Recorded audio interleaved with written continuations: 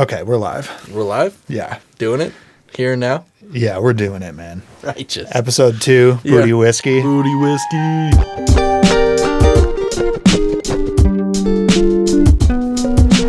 I'm a vampire. Kill me. Kill me.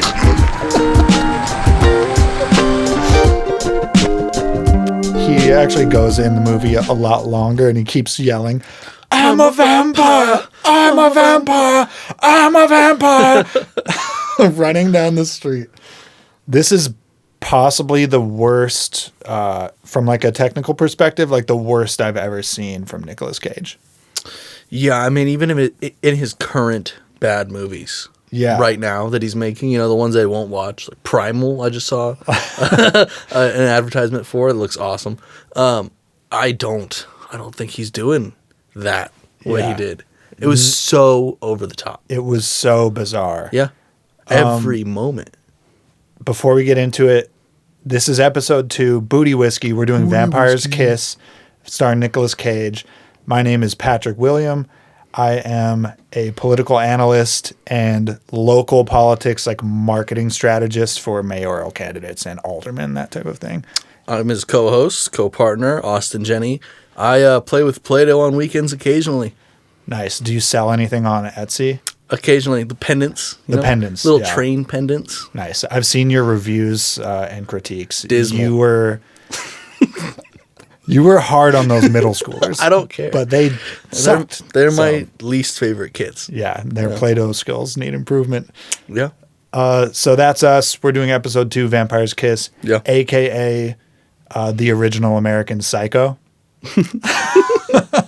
I say that 3 years prior to the book. We found out recently. We were thinking it had a lot of resemblances to American Psycho while we were watching, and I assumed it must be ripping it off because American Psycho is sort of like considered to be a great like piece of literature and a cult great movie. Classic, nowadays it's worshipped, unfortunately. Yeah. And it turns out this movie predated the book. You found out by a few years, let alone the movie. So we're going to give it to the writer here, Joseph Minion. That's his name. He may as well be the original writer of American Psycho. This is a weird one, man. Nicolas Cage's most bizarre performance yet. Yeah. We've got a couple clips queued up, but people are going to need to trust us when we say it is just like borderline unintelligible acting choices. Yeah. The accent choices. His whole vocabulary, the way he speaks throughout the whole movie, required subtitles, which we didn't have access to. But, if you can, I'd recommend. There were a lot of words that I didn't catch. And it doesn't help that it was 88. So, like, the technical production stuff is just it's just inferior to what we're used to. Easily. Like, the sound design and mixing was, like, really tough. Yeah, and we didn't watch it on headphones or anything like that. The music was loud and way over dramatic. Yeah.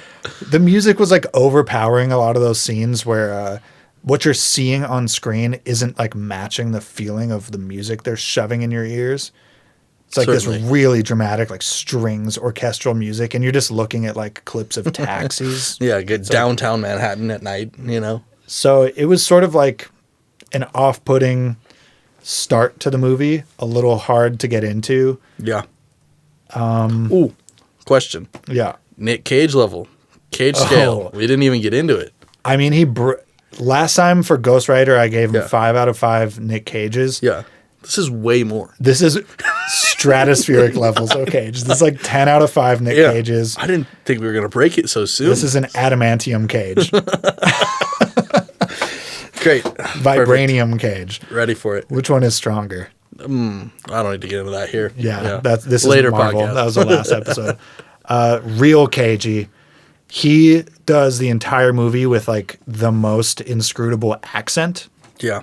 What is it? It's like East Coast meets like British posh. With like a weird tinge of like a high scale Jersey, it's so strange the whole time.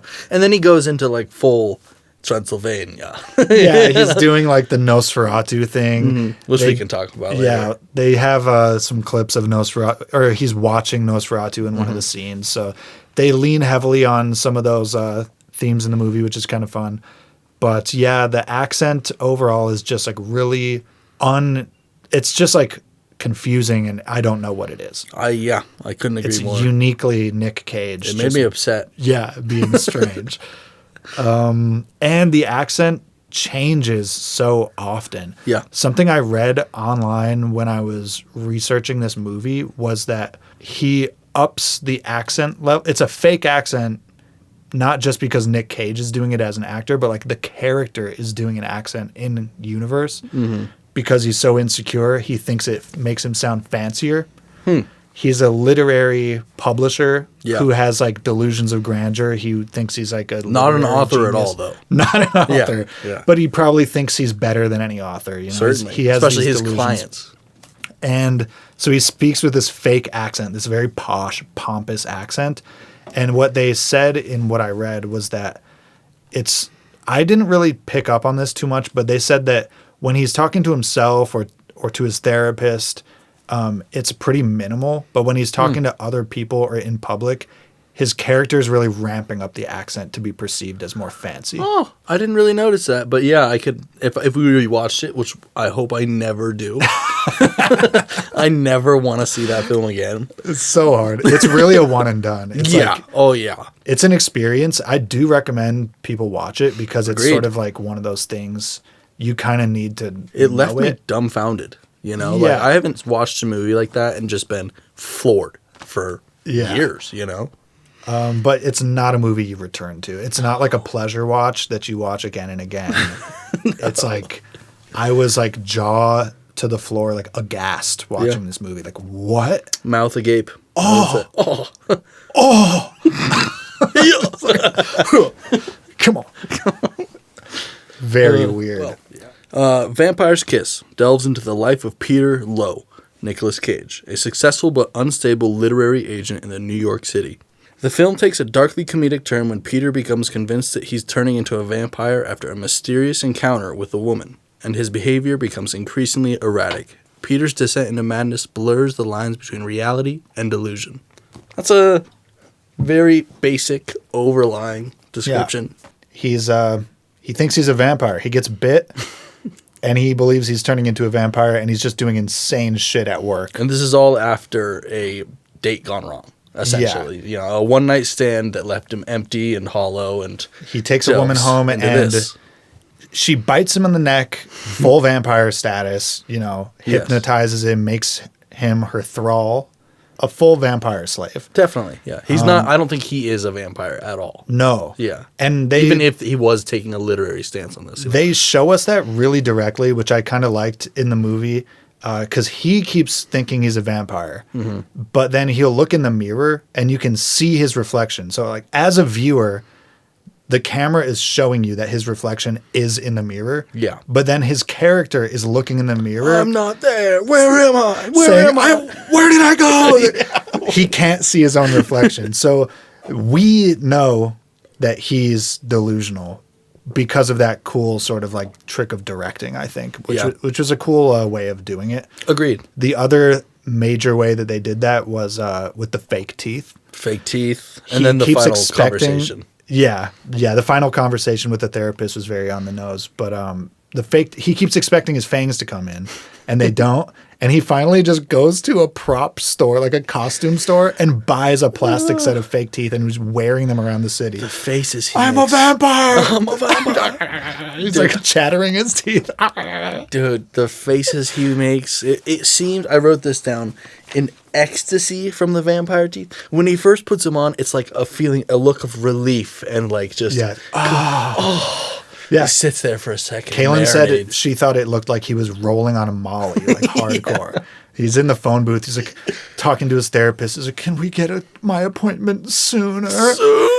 Sooner." And he's got these fake plastic vampire teeth in his mouth. He looks like he's coming in his pants. Yeah. Unfortunately. Very weird, like ecstatic facial expressions. And his eyes are always popping out of his fucking face. His eyebrows are maxed out to the ceiling. I'm sure everyone has seen the memes. That's one of the things that this movie is most famous for, is the memes it generated. Yes. his face just like, it's that sarcastic looking, like condescending facial expression. He's like, really? Oh, really? I encourage every listener to look up the meme. For God's sakes, Peter, I am not telling you one single thing you don't already know. How could somebody misfile something? What could be easier? It's all alphabetical. You just put it in the right file, according to alphabetical Body order. language. You know, A, B, C, D, E, F, G, Peter. H, I, J, K, L, M, N, O, P, Peter. Q, R, S, T, U, V, W, X, Y, Z. Ha! That's all you have to do. Wow. I wish people could have seen like the arm gestures That's during what I'm that, saying the with this. clapping. The video is almost necessary. I highly encourage you to look this up Yeah. and play a few of these clips. It's insane. Yeah. And so what? Do you think that was probably like about halfway? Yeah, that's about halfway through the movie. And so a couple things with that clip then. First off, her saying, as you said earlier, describing that he already knows everything she's telling him. Yeah, she says, Peter, I'm not telling you anything you don't already know, which is on reflection, I can tell that that's because she doesn't exist. Like this scene is taking place in his head and she's like a subsegment of his own consciousness, which it's not clear that that's happening at the beginning of the movie. No, I thought she was real right now, for sure. Yeah. At this time when you're watching, I thought this was real. By the end of the movie, it's very clear that he's undergoing a full psychotic break. Yeah. And he's having conversations with himself on the street.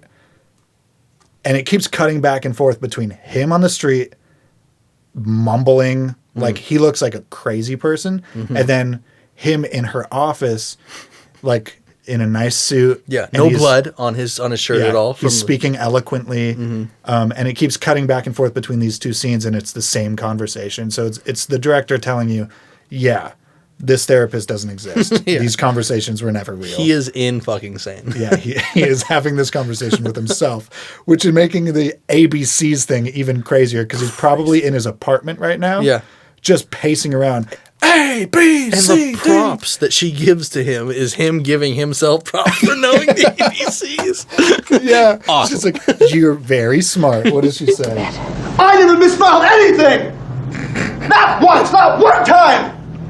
I'm sure that you do. You really know your alphabet. Yeah. She's like a mother speaking to an angry 4-year-old boy. Yeah. You know? And that's the way he acts, too. Yeah. His stomping and his hands and his His body hands gestures. are on his hips right there, and he's looking down at her like, I never misfiled anything. He's just like really a petulant child. Yeah. That, I think, directly connects to probably like the main theme of this movie, which is that he can't find love Yes, because he acts like a petulant child. because he's an emotionally juvenile adult stunted. man. Yeah, Yeah, he's for a sure. stunted man. He's Yeah. essentially a boy with money. Wild. Yeah. What a wild time. So for a little background, I guess he is his character is a successful man. He's always Clearly. Yeah, he's like always shown in nice suits. He's got like a pretty expensive looking apartment with like a lobby and a Downtown doorman. Manhattan door apartment, He's like I don't know if he's the top CEO. I think he's one of the top 5 bosses though at the firm he works at. It's all white men. It's very 80s, like power suits. Like, Get into that disgusting scene later at some point. My God. let's do it now. You want it right now? Yeah, so Lay it out. he chases and assaults his secretary Alva, Alva. who is a woman. She is Woman Hispanic. of color. The only woman of color in the Yeah. whole. So I think her firm. character does symbolically sort of represent all all people who are not privileged the way he is. Like Yeah. anyone in American society at that time who is of color or a woman or just like doesn't have as much money as he has. She's like a stand-in for that whole caste of society. Yeah, the idea of a disenfranchised personality. And he shits on her the whole movie. Horribly. And then she tells on him after one of the scenes, and then they cut to this scene with all the bosses, and it's all white men, and they are just laughing about it. They're Having a laughing hoot. at Alba. They're giving him praise for doing it. And they're like, can you believe she asked me for a raise? Oh. God. And they're just having a fucking laughing fest over it. Painful to watch. Which is like, at the time I mentioned this, and I'll stand by it, that is pretty on the nose, very ham-fisted writing. Yeah. There's so many ways you could have shown me that it's a boys' club, that they're sexist, that they're this, that, and the other, without just like hammering me in my forehead with that it was scene. based on, was it? You better get this. Yeah, it's like these are white males in the 80s. I got it, but like I could have gotten it so many other ways that were more artistic. For sure. It was not a subtle subtle show. No. But yeah, that's him. He's a douche. He's rich. And So unlikable. he's unlikable. He's emotionally insecure. He's like an infant in a man's body. And he can't find love. Thank God. Honestly. Jeepers. Let's see. What do I have written here? Fake accent, been over it. The fake laugh at the beginning, so funny.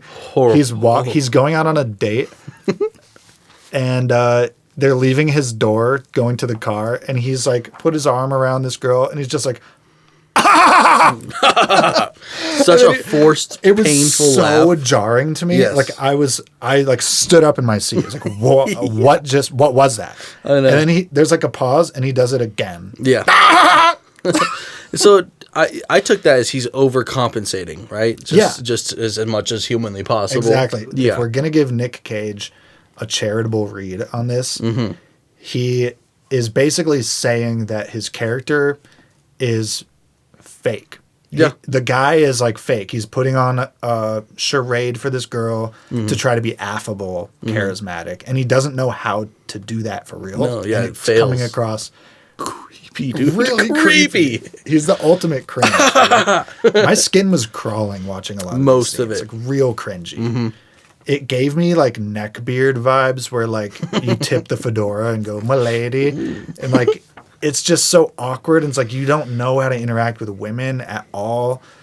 He is getting laid, but they're all one night stands. And the second they get to know him, they don't want anything to do with him because his personality sucks. Probably just has to do with the overarching, rich dude thing that Yeah. he's got going for him. It's like I wear a suit. He's handsome. Yeah. He's wealthy. A lot of women are going to bang him the first time they sort of meet him, but once they get to know him, they keep ghosting him. They don't want him, and he keeps getting more and more broken every time it happens. And the main like love interest, Rachel, who is like the woman that he perceives to be a vampire and who keeps showing up and sucking his blood and stuff, is I think the final straw that breaks the camel's back in that regard. Definitely. I mean, that was the trigger. Yeah. Yeah. She has the one night stand with him. She's gone in the morning, and he's like feeding her coffee, but there's no one there. I also just realized the first thing that he was talking about to his therapist, the very first scene, is the reverse of that situation. He's the one in power that wants the person to leave, and he's all ready to go, and he's like telling her to get out, essentially. Yeah, and the therapist is questioning him on that. She's like checking him because she's like, but just the other night you wanted her very badly, did you not? Yeah. And he's just like, and he sort of doesn't have a good reason. Definitely. He hand waves past it.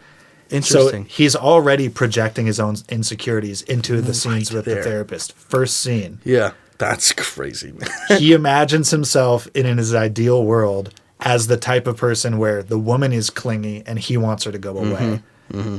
And the reality is the exact opposite. I mean, How many Jesus. incels in real life do you think are suffering from that polarity? Like, they think it's one way and it's actually the opposite way. And that, I would say most. I Right? would say most, yeah. I mean, most incels I've met in real life, they are definitely just totally despondent when it comes to any interaction with a female. Any girl that's just nice to them is the baseline, like, she must like me. You know? yeah. And But then that's- when they actually interact with a woman, it goes terribly. and then they blame it on the woman. And in their head, Yeah. they think of themselves as the type of person that is like a gentleman and is a TM nice guy or whatever. And they can't figure out why women don't want to be with them. It's because you suck, man.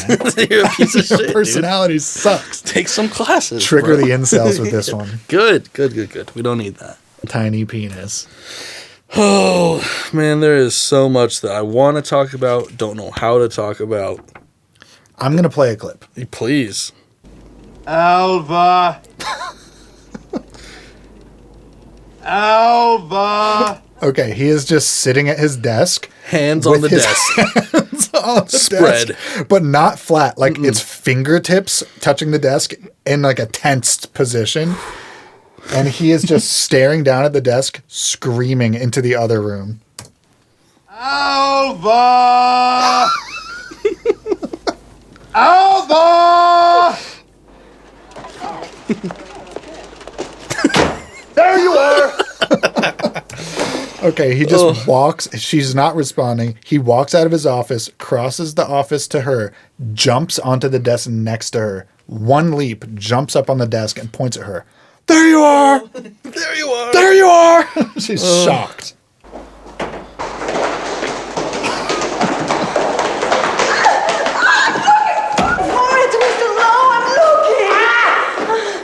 What the hell is he doing in here? Perfect. He just chased her into the women's bathroom and got confronted by an old lady. She's pissed, too. Oh, my God. So this is his first, like, really direct harassment of Alva. Mm-hmm. He's been messing with her in the previous few scenes. Forcing her to do work that's, completely unnecessary and overbound. Just messing with her psychologically. This is the first time he's sort of, like, physically... He's chasing her. There's a clear sense of danger. Yeah. It's like, what is he going to do? And she tells him in this scene she has a gun. Mm-hmm. And she thinks, like, he's going to hurt her. And he is. Yeah, for sure. He is basically, at this point in the movie, devolving into a full-blown stalker and abuser. Yeah. Who's already in a position of power as her boss, which is a horrible situation. It's got all these layers of, like, the misogyny, the racism, the economic leverage. I was reading an analysis of, like, the economic implication of, like, the vampirism being, like, the exploitation of the working class by these capitalists. Because she goes home after this. She's afraid to come to work the next day. Yeah, calls out, sits at home. Her mom, she just wants to stay home sick. And her mom, she lives with her parents. And her mom forces her to go back to work because she can't afford not to work. She can't afford to lose the job. Her mom's hammering her about how money is tight. She has to go in and deal with this. Can't afford to lose it at all. Yeah. You think I don't go into work? My boss sucks too. Yeah, I hate my boss. Yeah. And it continues from her being home. She doesn't go to work. Yeah. She doesn't go to work. She's upset, so she's going to stay home even though her mom gets on her ass. Nick Cage shows up at her fucking house. Yeah, he pulls her address from her file at work. Yeah, illegal. Super illegal. He takes a cab across town to her home, comes, like, he doesn't even dick around, like, in the bushes or anything. He just waltzes right up to the window where she is and, like, taps. And she's like, what are you doing here? He's like, I heard you were sick. I brought you soup. I've got this bag of soup. You've just got to get better. The weird fake, like, kindness that he puts on until they're back in the cab was haunting. Yeah. Hated it. So she's clearly nervous about him wanting to fire her because she didn't find the file that he asked her to find. She stayed home from work. He knows it. And he does this whole routine about convincing her he just cares because he heard she's sick. He just cares about her health. He brought her soup. He wants her to get better. Don't even worry about the files. And then he convinces her to come back to work. And the second they're in the cab, he's like, you're going to find that fucking file. Yeah, it starts screaming at her, dude. Yeah, he's screaming. We need those fucking files. Yeah. It's insanity. Like, I thought you said the files weren't important. Yeah. He's just gaslighting her the whole time just so he can abuse her. Yeah. As soon as she's back, like, in his quote-unquote possession. And that's what she gets she stops. She makes him stop at the quote-unquote gas station. Finds her brother, Emilio. Yeah, she goes to see her brother, Emilio. Yeah. Who gives her blanks to a gun, which she takes, which will be used later on in the film. My God. Yeah, because she's really nervous for her life, as she should be. This guy is psychotic, and he's abusing her and following her home. And he ends up, a scene or two later, chasing her down again. But this time it ends he doesn't stop short. He ends up hitting her. It's implied that he rapes her. Yeah, and then confirmed later. Yeah, it's confirmed later He through says dialogue. that he does it. Yeah, he admits it to himself His therapist. in the form of a delusional conversation with his therapist.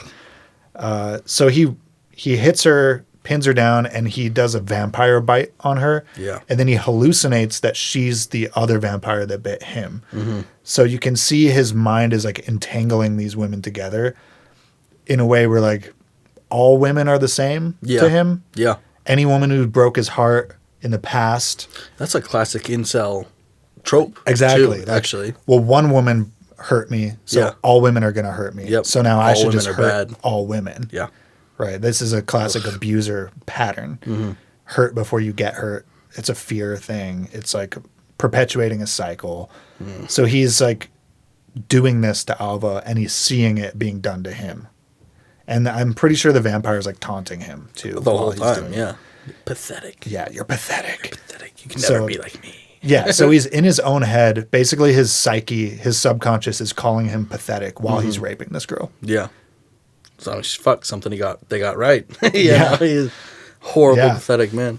And it's interesting because as bad as this movie is, it's really sort of got a complicated and sincere message. It is, and quite captivating. You Yeah. know, it really is. I mean, neither of us. I wanted to look away, but I didn't. You know, Like- I needed to know. It was bad in terms of like the technicals of the production of the movie, the acting choices, extremely weird. It still is interesting, and it's almost more interesting as a thought piece than as an actual movie. Totally, Like it's more interesting now to talk about it than it was to actually watch it. for sure. I was thinking about it the whole time. Like, man, this is gonna be a bombshell to talk about. Yeah. Jesus. Yeah. And I really do think it's kind of the original American Psycho the more I'm thinking about it. All the stuff with Patrick Bateman and the hallucinations and the power and the I capitalism. mean, I would just say that American Psycho tied more into the economic commodity aspect of the whole Sure. situation instead of being single and not finding love. You know, it's just a one-to-one representation otherwise, though. Yeah, very, very similar. I do have the question written here, and maybe we can circle back to this after we've talked more, but how much of this movie really happened? I have that circled as well, capitalized. What is real? Yeah. Parts of this movie clearly took place in his mind, which is evidenced by like the back and forth scene with the therapist and him on the street. So like we know that's happening only in his delusions. I don't think he ever saw a therapist. There never was a therapist. I don't think so. Yeah. Because at one point he specifically says, I should see a therapist. You know, it's like, That's true. shit, dude, you are. And in the first scene, like you pointed out earlier, he's literally describing the reverse scenario to the therapist. So it's really just like his own, he's self-therapizing. Yeah, he's I traveling think. through a thought process, trying Yeah. to justify his own shitty emotions and Exactly. behaviors. Yeah. He's imagining him as her, and then he's trying to put himself in a position where he can do that and just fucking up. Terribly. He's taking his trauma out on these other women. Yes. So we can agree the therapist is a fictional entity. Yes. Alva? I don't know. And so what makes me think Alva isn't real is her brother pushing the stake through him. Yeah, me too. That's like the catalyst. Until that moment, I thought that it all happened. I guess let's describe the scene. Yes, please. She goes to her brother after she's been raped, yeah. tells him what happened, and he gets in the car with her, drives to Peter Lowe's apartment with a tire iron to like beat him. Who knows how far he's going to go. Beat him, kill him. He's going to hurt the guy. He's going to confront him. He gets in there, and Peter is under his couch. Couch coffin. I have Couch that coffin, written got down. that circled. Peter has flipped his black couch over and slid underneath it in a coffin-esque manner. And it opens easily from the side like a hinge. Yeah, like like there's a a hinge there. It hinges up. And he has a broken like plank of wood that he snapped off earlier. He's been carrying it around for a while, too. Because he's been trying to basically kill himself. He's been asking people to kill him with the I'm a stake. vampire. Kill me. Kill me. Kill me. He has this wooden stake with him, and the guy confronts him with the tire iron, and Peter pulls out the stake and places it up to his own heart instead of attacking the guy with it. And then the guy, Alva's brother, just pushes it down into his heart. And then for the rest of the scene, that brother is no longer in the scene. Instantly gone. He's instantly gone. Yeah. And he's just lying there, dying.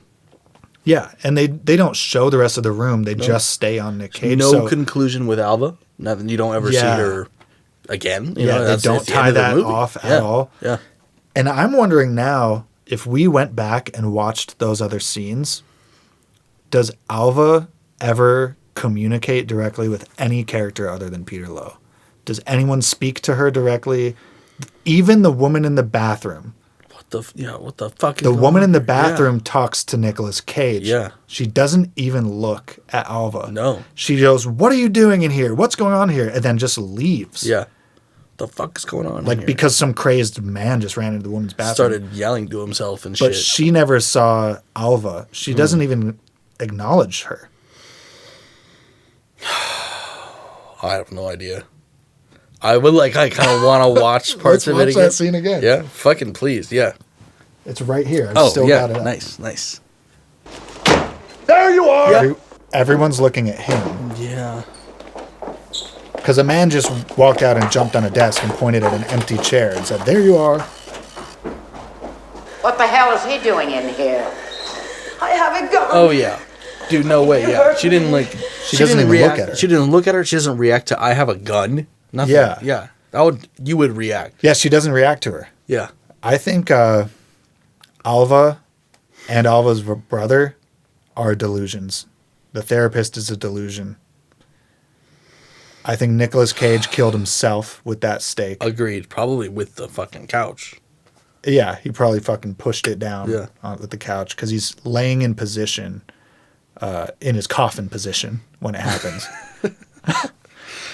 Oh my He god. does commit an actual murder Yes. in this movie.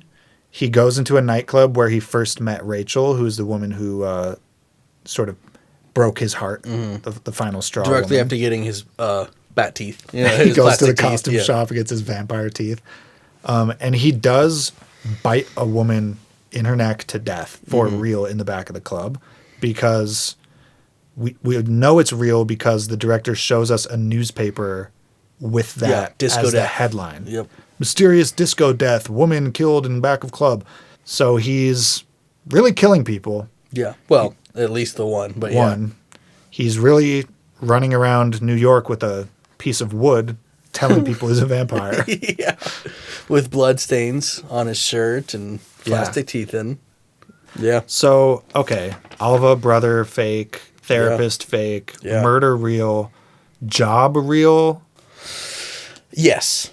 I think his job is I real. think- Like, I he think does the have job's that real. apartment. He does Yeah. wear the suit. He wears the suit. He does that every day. And I think, in the synopsis, it does say he's a literary publisher. I would say that at least is real. But So everything else is the subjective. conversation with the bosses about Alva, that can't have ever happened. No way. Especially the way he was laughing. It was manic. Yeah. Just, That's like, the same shit. yeah. So that's an example of something that happens later too with the therapist, where in these delusional scenes where he's having conversations with his own like subconscious, basically, the people in those scenes are acting in a way that he believes that they should act.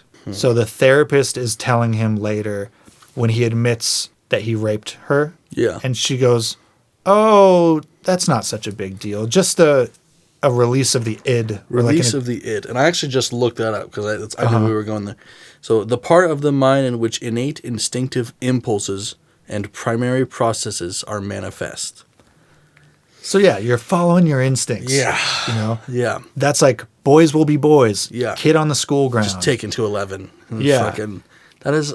And then in that same scene, he's complaining about how he can't find a girl that's good enough for him or that's right for him. And then his therapist is like, "Oh, well, come to think of it, I've got a patient that comes in after you who would... Sharon. She's got all the same interests as you. Yeah. Why didn't I think of this earlier? I should have connected you guys," which a therapist would never do. Never.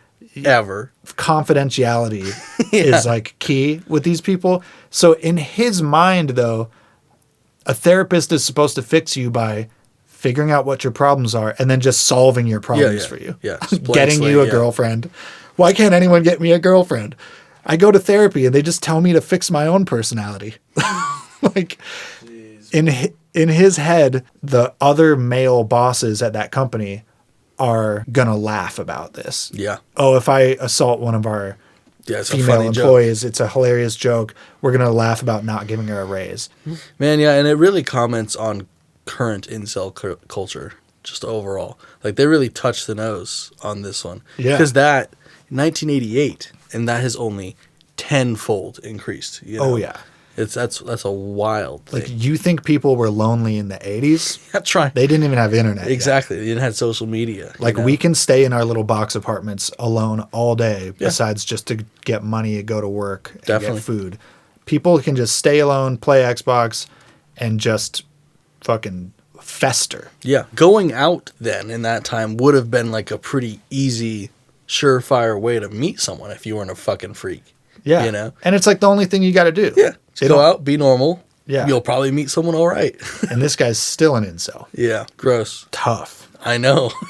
Fucking tough. So I guess we could talk about it too. I mean, this was a complete flop at the box office. Yep. What were the 100%. numbers? So it was a $2 million budget. They ended up making about $730,000. Less than half. Less than half. That's tough. Though it did finally and eventually make its money back throughout post release. Because it became a cult classic. Exactly. So Which many movies do. yeah, Because they're not really that good.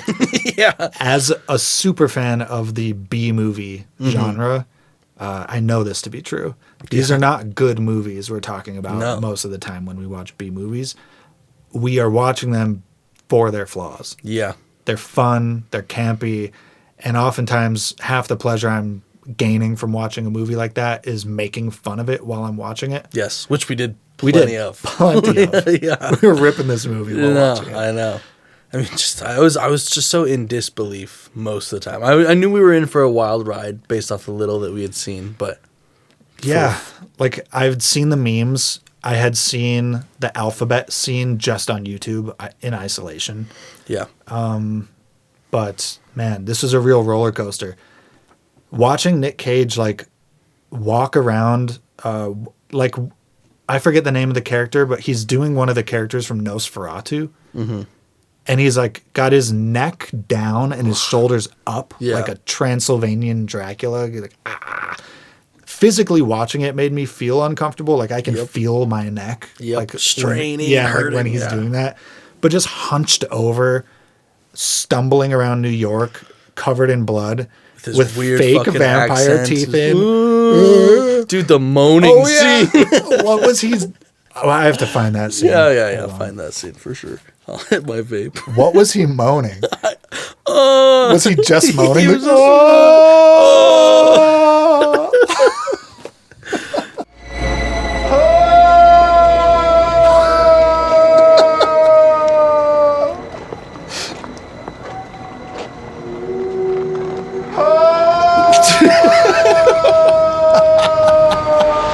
The long pause. Complete disregard for cars.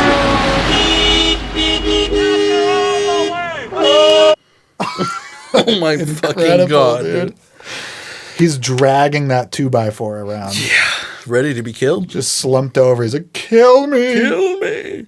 So, I noticed, it seemed like peace washed over him as he died. A little bit. He seemed to settle. Do you think he believed he was a vampire? For real? I think he does. I think he does too. But Unless this is all just some sick justification for his possibly real actions. If he did rape this girl, if he Yeah. did do these horrible things. it's the same thing with American Psycho. Like, did he really kill those homeless people? Did he really kill those girls? Yeah. It's not the point. He wants to. Yeah. He fantasizes Consistently. about it. He has power in society and could do that and probably could get away. And Yeah. that itself is terrifying. Only a person psychopathic enough to want to kill the homeless can make it in corporate America. Yeah. That is the message Yeah. of the book. It's not important if he did it or not. What's important is like, what is the author saying Yeah. by making the character do that? Which is interesting that they made him a literary publisher in this one, because it's not like too, Right. it's not too high up. It's like a base powerful Yeah. position, you know? And you said something when I found that article that was going into like the economic layers. Like American Psycho is much more on the corporate economic for theme. sure. This movie is much more hitting on the emotional and the relationship side of a failure of a man. Well, I guess, yeah, he's romanticizing himself. Yeah. You And know? I think the fact that making him a literary publisher is just a way for the writer to add another layer of failure, of incompetency to this man, because he wants to be, he has like delusions of grandeur. He wants to be a famous author. Yeah, top dog. We know this, I think, because the vampire woman of his delusions at one point whispers in his ear. She's like, "You're such a literary genius." Tell me you love me. That's how we know that that's what he wants himself to be. He wishes he was a literary genius, or maybe he thinks he is one.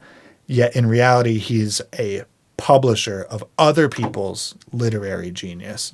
So he's really just a middleman who can't do it himself. The old saying, if you can't do it, you teach. If you can't teach, teach Jim. Whatever. Yeah. But yeah, he can't write. So No.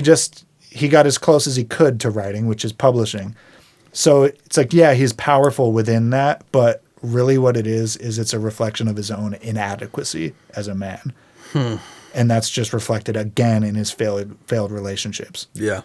I mean, you can't even really call him a relationship. And the vampire goes from earlier in the movie when he's less broken down, saying things like, "Tell me you love me. Oh, you chose me," etc. To by the end of the movie, she's yelling at him, "You're pathetic. You're pathetic." And she gets another man in his own delusions. Yeah. In his own. Got cocked, bro. Yeah, he got cucked by another guy in his own. He's like, you're with me, and she goes, "It doesn't look like I'm with you, does it?" And then this big stud walks in the room. Certainly does it now, does it? He's like, "It doesn't appear that she's with you." He got cucked by his own delusions. I don't know if there's like anything else to it, or if that's just like one more layer of the cake. Yeah. It's a weirdly thick cake for the... Yeah, tall I don't know cake. if it was a good cake. It didn't taste good, but it was certainly substantial and dense. I am full, okay? I am full of sugar and yeast. Oh man. Nick Cage ate a cockroach for real. Yep. Yep. He ate a cockroach, Yep. and then like a And real then one. We looked it yeah. up. The cockroach was live, and he ate it on set. He specifically said in an interview afterwards, he will never do that again. I can't imagine why. He probably has some artsy fartsy reason, like I couldn't harm a life ever again after I ate that cockroach. The feeling of guilt washed over me. Truth is, it probably tickled his uvula and made him gag. He's like, I can never look weak in front of a director again. He also faked eating a pigeon, which I don't know if that was... I don't know what the fuck that was. It's hungry Yeah. for blood, I guess. So his character eats Is a that why he was cockroach. throwing up the whole time? He's always like gagging and puking. He catches a pigeon late in the movie, and then it cuts to his living room, and there's feathers everywhere. And then a little blood. Yeah, so he ate the pigeon. I don't know what that was about. It's not idea. vampirism. Nope. Vampires don't eat pigeons Or bugs. cockroaches. That's not a thing. Being a dick to your secretary is not vampirism. I don't know if that was shock value. I don't know if it was to... Just to show he's going crazy. Yeah, just to be... This is more a manic unhinged. fucking person, you know? Dude, I got to give it to Nick Cage though. The scenes at the end were really entertaining, and his acting choices, although weird, were like fun. Like when he's in the apartment and then he like the sun comes in through his curtain and he's like, "Oh," and he dives to the floor and scuttles underneath his couch so quickly. Also does another fake puking thing. Yeah, he's like, "Oh," and he like jumps under the couch. It's hilarious, dude, and it's super physical. Like, Yeah.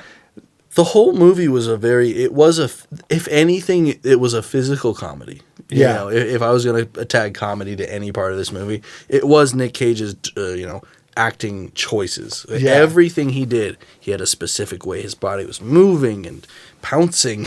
I mean, all sorts of The weirdness. ABC scene comes to mind. Yeah, definitely. WXYZ.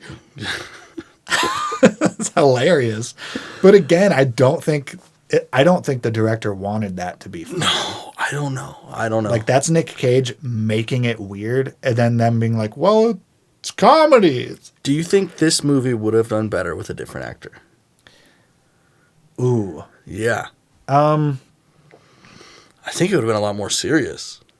I think it should have been a lot more serious Yeah. for, like, the script. Yeah. I think the script deserved something more, played more straight. I think the writing, though, was pretty... It wasn't very clear Well, I what mean, you was said happening. it, ham-fisted. It was all... Yeah. Well, at times it was too clear. Yeah. Some of the things were, like, too direct, but then, like, the overall point of the movie and, like, the plot was very unclear and opaque. And it just left me sitting on my couch being like, what is happening right now? It's a big old... So it's taken us like a full hour and a half of like digesting what we saw Yeah. to get it. Yeah. And maybe that's like what art is supposed to do.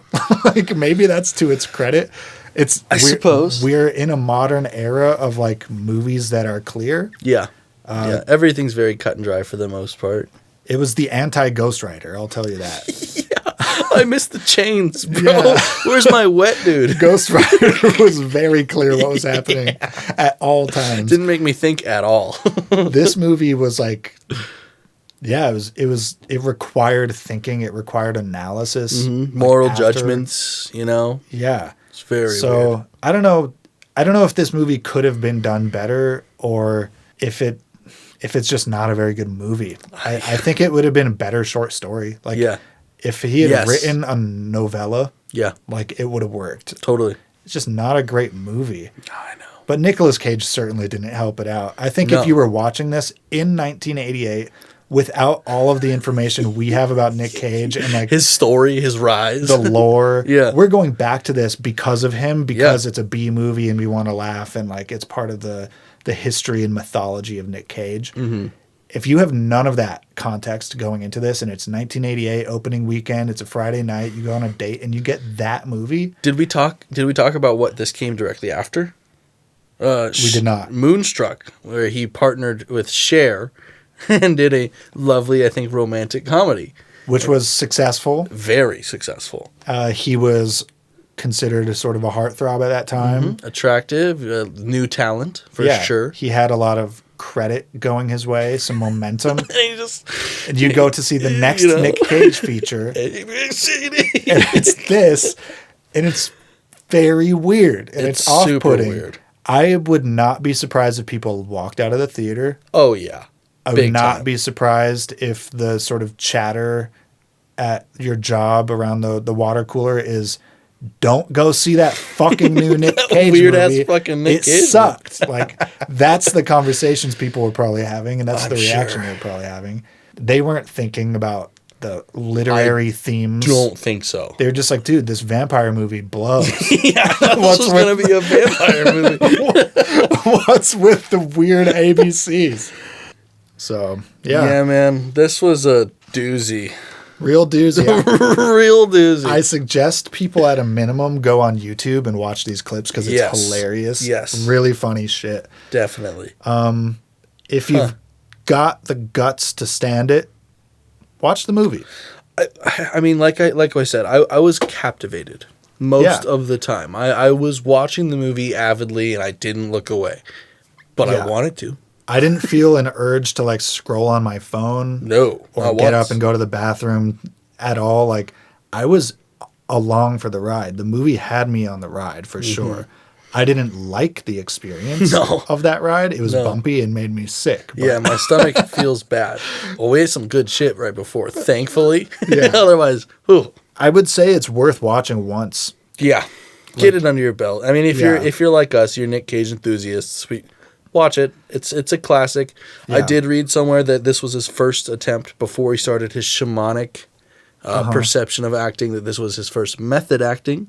I saw that too. He was which, okay. Yeah.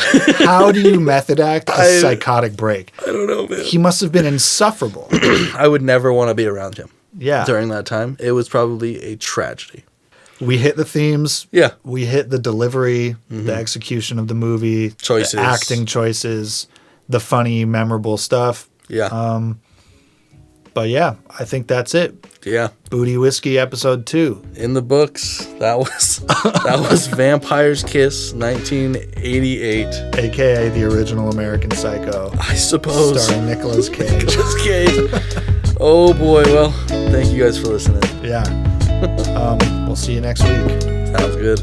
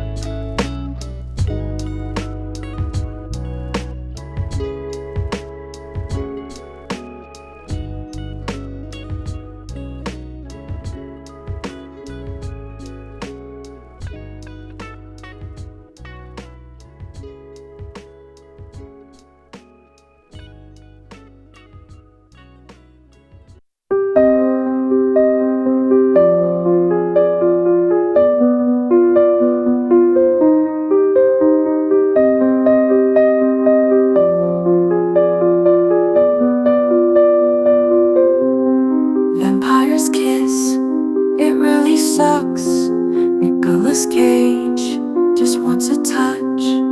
He really believes that he's a vampire. Listen to the story of his desire. He sings the alphabet A, B, C, D, E, F, G, H, I, J, K, L, M, N, O, P. His therapist suggests he stalks someone. The secretary Alva might be the one. Oh, he dreams, oh, he schemes. Thoughts of Alva makes him cream. Again and again, stains his jeans. Oh, and sweet Alva screams.